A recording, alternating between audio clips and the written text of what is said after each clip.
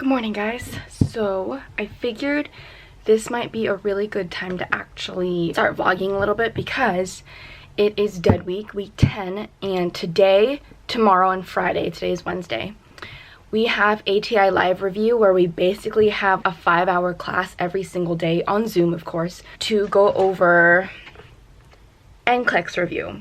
So I'm about to head off to my Zoom. It's starting in about 5 minutes, so I'm logging on right now. Did my voice just crack?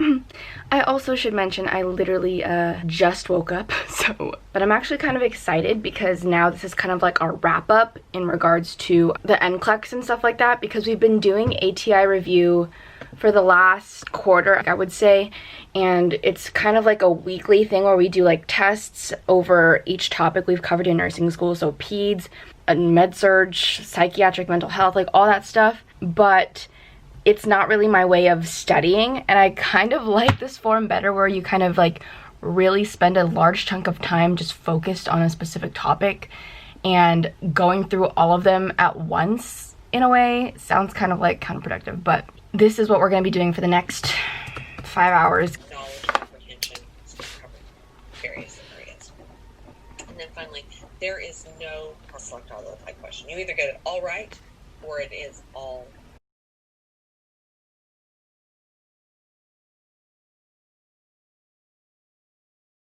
So we're currently discussing a question about trait care. The question is, if a caregiver is doing one of the following actions, when does a nurse need to intervene?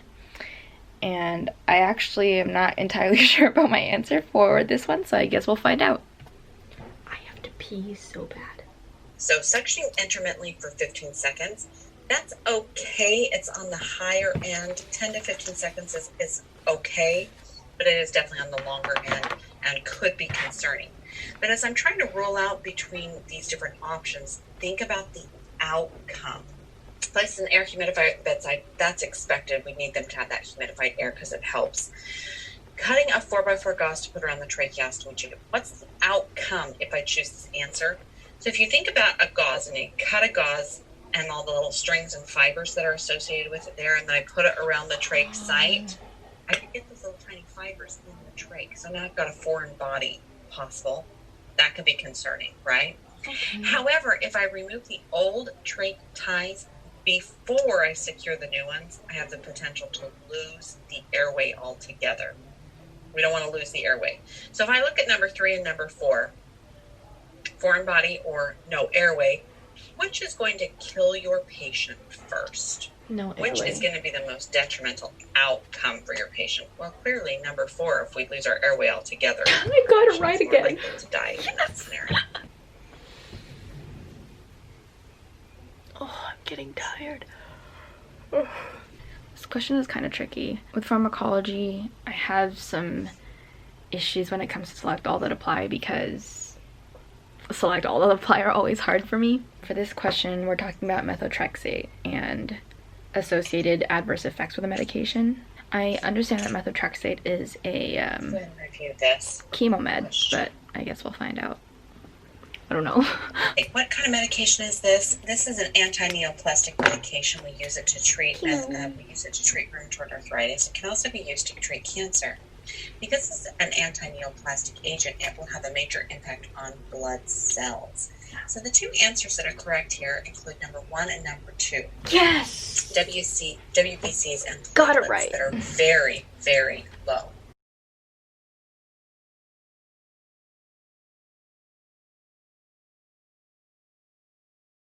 We have made it to the halfway point of the day. It is now 12:05. I'm gonna get some water and food. We get like an hour break, and again, this is happening for the next 3 days, so this is a very lengthy process. Here we are, checking to see what's for lunch. This is kind of weird because I feel like you guys are following me through school, but not really. Anyway, my sister's watching Korean dramas. Oh, I also attempted to make macarons yesterday. It failed pretty badly. So they taste okay. They're just a little bit burnt and not great. So I might try this again next time. But we flavored them to be like Earl Grey. And they're kind of good. Just not very appealing to look at. Welcome back. I just finished eating lunch. Had some salmon and rice. Yeah. Question, the LPN can oversee blood transfusion. No, the LPN cannot oversee the blood transfusion.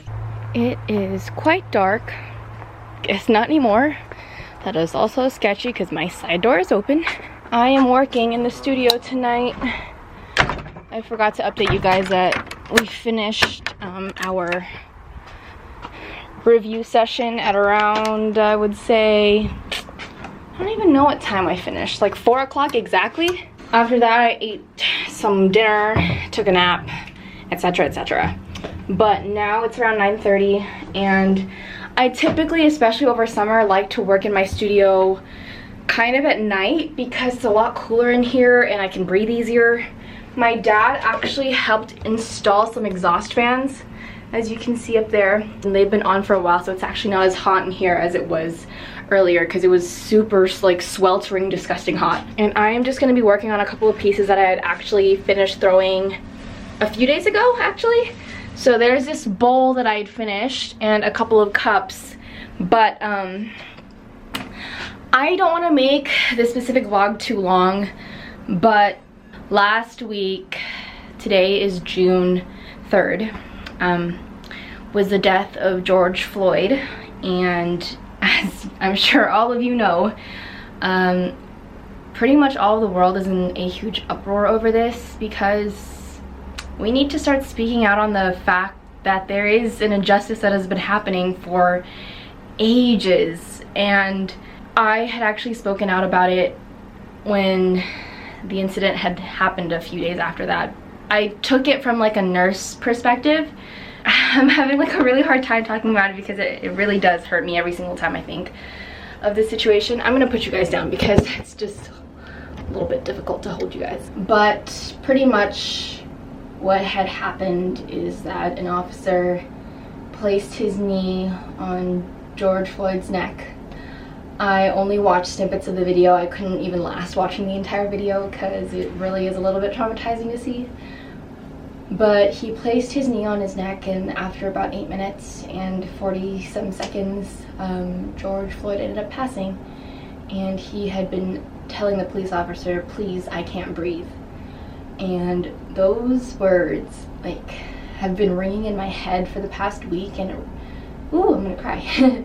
But it hurts me to hear those words because within a hospital setting and as a nurse, the second you hear anything respiratory, any respiratory distress, patients saying those specific words, that becomes our immediate priority because I know I'm taking this from a logical standpoint, but our main concerns are always ABCs, airway, breathing, circulation.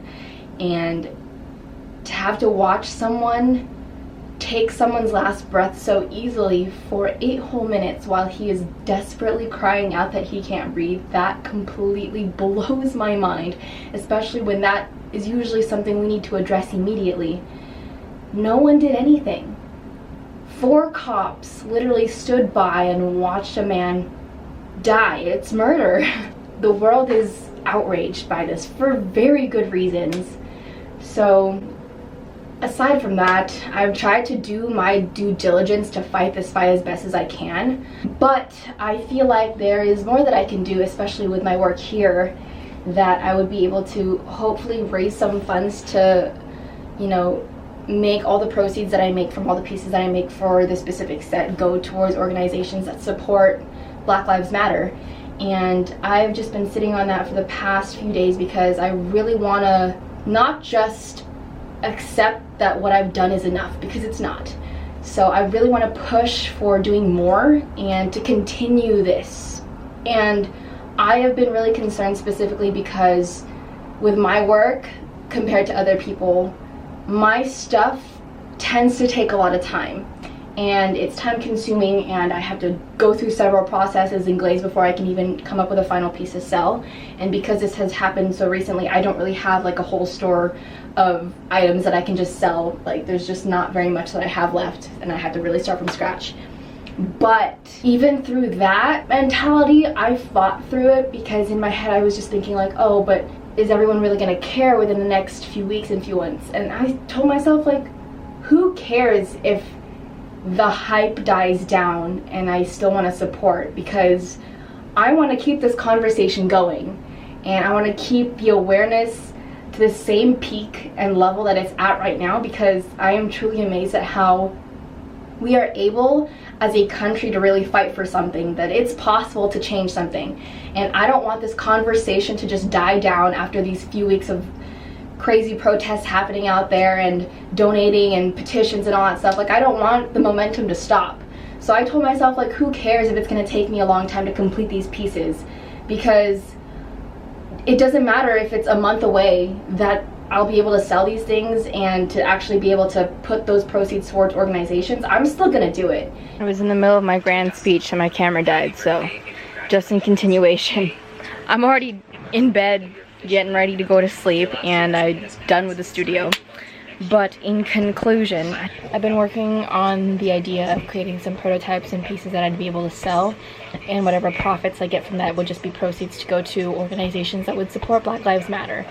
And I'm just like sitting on the idea a little bit more, but I definitely am done telling myself that it's gonna take too long, that, you know, I don't know if people would support it anyways, but I think it's worth the shot, because even if it does take time, to me, it just means that the conversation isn't gonna just stop within a few weeks, and that it'll continue even if it does take me upwards of a month to actually get pieces out and to actually complete them. Because I would like to hope that even a month from now, 2 months from now, a year from now, we don't stop talking about it until the problem really does get solved.